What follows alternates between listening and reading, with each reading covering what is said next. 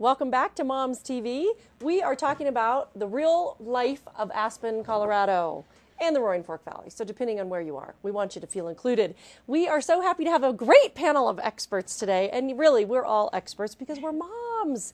And when you're dealing with this, raising kids stuff, it makes you an expert right off the bat. So thank you, Janine. I know that as the founder of the Moms for Moms online sites, you deal with a lot of moms connecting and growing. And so I love having your perspective here. And also Kara Williams for the first time, making it to the panel. I'm very happy to have you, and I know as the vacationgals.com founder and contributor, you write a lot about family activities and connecting and all of those great things. So love having your perspective. Plus, I know you have 2 kids who are in 6th and 4th. Very good. Yes, Very good. middle school. Yeah, so happy to have you here. Thank you. And then thank you again, Jillian, for being back with us to talk more about Aspen real life. So it is sort of a funny thing because I always feel like I get this question from people who don't live here. How do you keep your kids grounded in Aspen? And my personal favorite is one that was just recently somebody said to me that she did not want to raise her kids here in Aspen. She doesn't have kids yet, but she knew already that she didn't want to raise kids here. And when I asked her why, she said, because it's not the real world. And it made me wonder, well, what is the real world? Are we missing? Is it out there somewhere in Phoenix? And I just don't know. And I feel the total opposite because I grew up in San Francisco, downtown, in the city girl. And my husband and I are choosing to raise our children here because of the so many wonderful qualities that, Jillian was talking about. But the total opposite idea that this is more of what I wanted for my children. Right. Well, and I suppose there's enough places to live. We can share. Well, I'm wondering about that woman or the person you talked to, what the concern was. Is it because there is so much money here? Is she worried that our kids will grow up too privileged or seeing that, their classmate has a private jet and can scoot off to the south of France? That's not how we live here. Yeah. I don't think any of us live here. Sure, it sounds lovely, but my children have been raised. We live in the Mid-Valley. They've been raised to understand that we save our money for our travels, that we cannot afford for them to do every single activity under the sun. They can choose. We will pay for skateboard lessons. We will pay for figure skating lessons. But as you mentioned, the beauty of living here is that there are so many opportunities. We just limit what they can do. We also take advantage of this beautiful outdoors, and as you mentioned, all the free things that we can do here. We'll hike for free. We'll bike. Sure, we had to pay for their bikes, but you know what? They're hand-me-downs from old cousins. We'll bike. We've bought some inflatable kayaks to play on the Colorado River, but again, that's a free activity. And so I feel like, at least for me, my husband and I are raising our kids to appreciate the beauty that we have, to enjoy these activities that don't cost so much, and to save for things that we really want, whether it's a new iPod Touch. I'm not buying it for my kid. They're either waiting for a holiday, spending their birthday money, or earning money for it themselves. I think you nailed it when you said, is the concern that, their classmates have the private jets and whatnot, because I do think that a lot of people, who live here or who are, thinking about being here, have that as a number one concern. Everybody has the iTouch or everybody has the iPad now. Not everybody does. No, at least in my experience. I think it's just a matter of coming here and hanging out with a local family. I mean, they're going to, any one of us, they could come out and spend a day with us. They're going to see that that's not the Aspen chic glamour. Yes, there are the celebrities who live here. Yes, there are some very wealthy families who make their homes here, but the large majority of people who live from Aspen to Glenwood do not live that way. And you'll find that if you go to LA or New York. Right. I mean, there's always that dichotomy of like what's real and what's on TV, and But it's very fun to be friends with those people. I mean, it provides a lot of great adventures. Entertainment. That's right. We're not knocking that by No, any means. not at all. More power to them. inspiration and how do they do it, and learning as well. So. Sure. But Charla, you made a good point earlier. I mean, it really just boils down to how you parent your children. A child can really have those big eyes and want everything that they see all around them, or they can learn that, if you want that, you need to work hard for that and make it happen on your own. So it's really, a lot of it has to do with, what you instill in putting your values into place. And, Yeah. you know, we all have similar values, but different ways of expressing them. And, you know, so that's all good. And again, that can happen anywhere. That'll happen in Aspen, or it'll happen on the East Absolutely. Coast. Or And I think what's special about families that choose to live here is that we do share those values, and that we have chosen to make it work because we want to live here and we want to enjoy what's here. And I think that really leads to a very authentic, a lot of authentic relationships. And Yeah, whether you live in employee housing or on top of Red Mountain, we've all chosen to be love it here, and we Yeah. all take advantage of the same things. Yeah. So, And what Janine was mentioning earlier is it's that sense of community that you get here, because many of us, when we do get together, we're with our children and we are outdoors with them, and it creates this great bonding. And we have weekend adventures where we all go off as a family and hike up to Hanging Lake, or you know, these great little jaunts that we can take, and it really gets you close. I agree. Ooh, I want to play off that. Yeah. Regarding living in I mean, we really do live in a small community, and I feel like I know people from Aspen to Glenwood, and I let my kids know that. So if they're riding the bus up to Aspen, I'll let them know that there are probably other people on that bus that know me and know them, and they better be on their good behavior. So Right. I think it's just a matter of that. Of it truly, I mean, it takes a village to raise a child. I see that happening in our small town community, and that's one of the reasons why I like living here. yeah, somebody once said to me that Highway 82 is really our main street. It is. It goes right through all of our towns. So it's an interesting concept. You too. You know people in every community, Yep. and we take care of each other's kids, and you know, it really does lend itself to that. Well, and that's because Highway 82 is our main street, also known as Killer 82. We need, you know, we travel a lot to get to where we want to go. Most of us live, many of us live down valley, and so you really, you know, you drop your kids off to your friend's house, they might stay there for 2 or 3 days. Especially in a snowstorm. It's true. feeding It's them. true. It's true. You start to really trust your neighbors, whether it's Right. your next door neighbor Yeah. or your neighbor in Snowmass. Well, or in your that neighbor regard, in we're really Carbondale. rural, aren't we? Absolutely, Yeah. absolutely. Yeah. But that's the beauty of living here. know, We're it not is. big city. Okay, so we clearly all love living here, and to us it is the real world, just as much as, you know, Cheyenne, Wyoming, or Tuba City or Manhattan would be real world for people.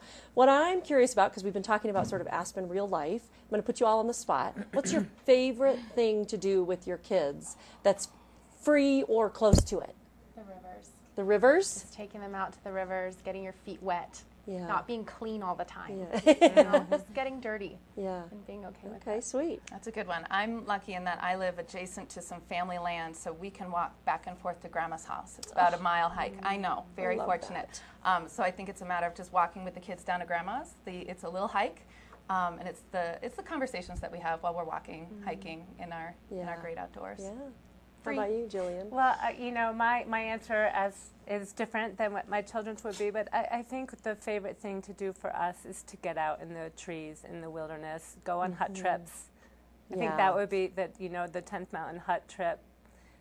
That is It's awesome. definitely one of our favorite things to do, because a lot of them you can drive up to in the summer, but you can also ride your bikes up there, and everyone's pulling their kids in whatever way they can, you know, unless the Yeah. kids can ride their own bikes. But that's a And I great think, thing. but the flip side of this also is that we do have such amazing culture here, and we can take our kids to the Aspen Santa Fe Ballet, or you know, to the Film Fest, and then we also have Denver if you want to do, you know, to make it more real, you know, get out of the Right. small town feel and do a weekend trip to Denver. Go to the Even zoo, Grand the Junction aquarium. helps Oh, it's- sometimes. yeah, I mean, in March and April, I love Grand Junction. So you know, it's that balance. We all get cabin fever, canyon fever, Yeah, and being able to enjoy the big city. I would think the only thing that's really not real is that we can't get a decent pair of underwear.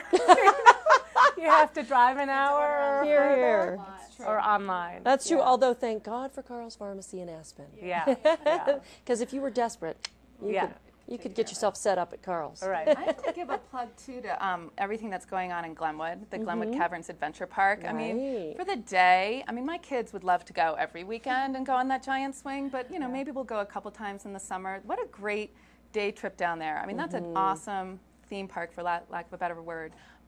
Great way to spend the day with your family, doing all the those rec adventures. centers, Well, and the Glenwood Rec Center the is great. It's very Carbondale nominal Rec Center. fee. The Arc. The Glenwood Canyon Recreation Path for bike riding Yeah, is right love there. that. Well, so Kara, what you know at the vacationgalsgot.com, I know that you do a lot of all over the country, not just local stuff. Correct. So in all of your travels, do you have tips for families? Like, do you write about, how to maximize your vacation time for the least amount of money, or what? I do a lot of that. We do a lot of destination reviews, a lot of profiles, a lot of hotel reviews, a lot of tips for traveling with kids. And one thing that I've found has helped us a lot on family vacations is that if we're going away for the week, we'll have each family member pick one thing they absolutely want to do. For example, on our trip to the Riviera Maya, Mexico, over spring break recently, I really wanted to make sure the kids got to snorkel in a calm environment. So we went snorkeling.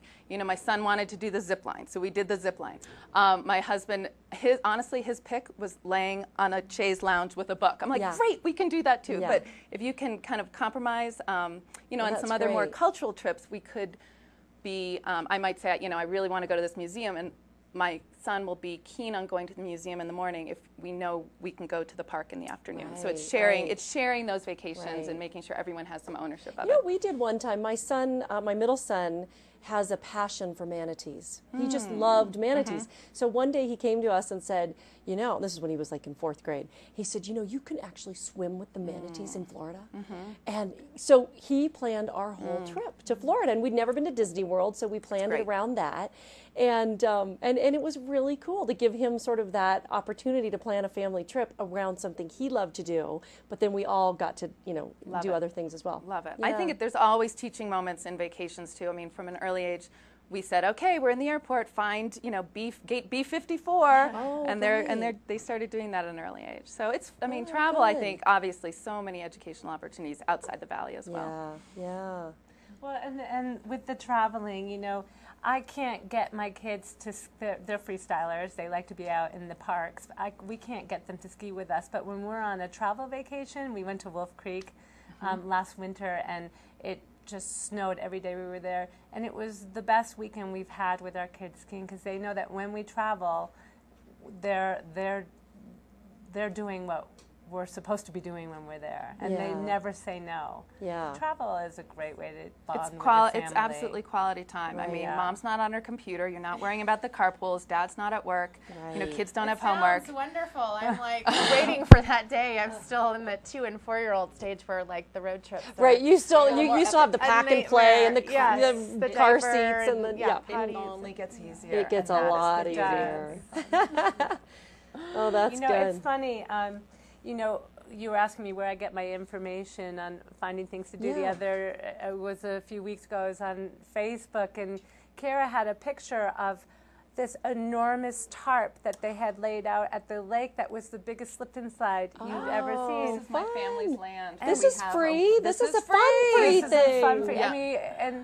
So I showed my husband, and the next day we had the same thing in our backyard. I love it. So we do, and that's what Janine, is trying to spread the word of mothers getting on her side to show these great ideas of things to do. Yeah. Because we do inspired by each other. Yeah. Well, that's what I love about Moms for Moms online communities, is that it is, as you coined the phrase, maybe hyper-local. So you can talk to each other locally too and say, oh, you guys, this is the best color viewing of the fall season up near Marble, or whatever. But if you're living in New York City and you're Facebooking with somebody in San Diego, it's not as personal and intimate. Right. So it's just that you bring a whole different approach, which I love. Yeah. And all the information is relevant, and you can share local information and get involved. And it's not just for locals. A lot of people contact me and ask me, I'm coming here for the month of May, what do I do with my kids? And they, so a lot of people are part-time locals here, but they still don't know the best things to do, because their children are constantly changing with their ages, and so it's nice to provide that for them and give them ideas. Yeah. I wonder if a lot of those local, or the visitors that come, have kids who don't ski, and in the wintertime in particular. What would be your favorite thing you would recommend to them besides skiing? Sledding at the Ark.